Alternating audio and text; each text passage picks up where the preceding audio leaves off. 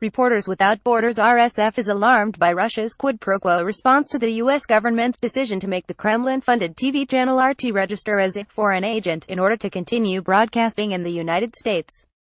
Just 2 days after RT had to register as a foreign agent in Washington, the Duma, the Russian parliament's lower house, yesterday hastily passed a law allowing the Russian authorities to declare any foreign media outlet to be a foreign agent.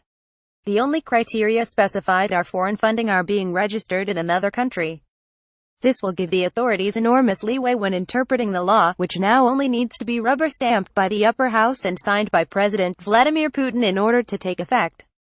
The law's extremely vague provisions open the way to selective, arbitrary and highly political application and, at a time of unprecedented pressure on the media, are liable to make it even harder for Russian citizens to get access to freely reported news, said Johan Bihr, the head of RSF's Eastern Europe and Central Asia desk.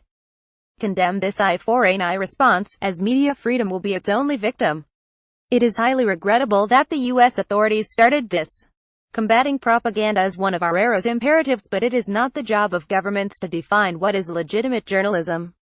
Under the law adopted yesterday, the draconian provisions that have applied to foreign-funded NGOs since 2012 will be extended to foreign media, which will have to put the ignominious foreign agent label on everything they publish or broadcast, and will have to provide a detailed accounting of their financial situation.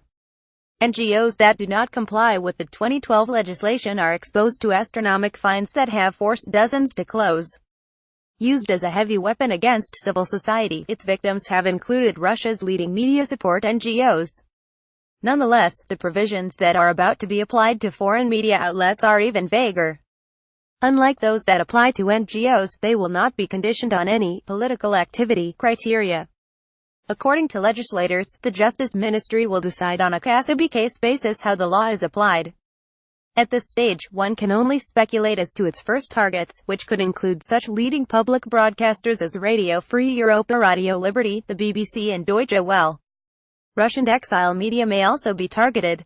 In Washington, it was TR Productions LLC, the company that produces RT's programming in the United States, that filed an application on the 13th of November to be added to the U.S. Justice Department's register of foreign agents. Russia is ranked 148th out of 180 countries in RSF's 2017 World Press Freedom Index.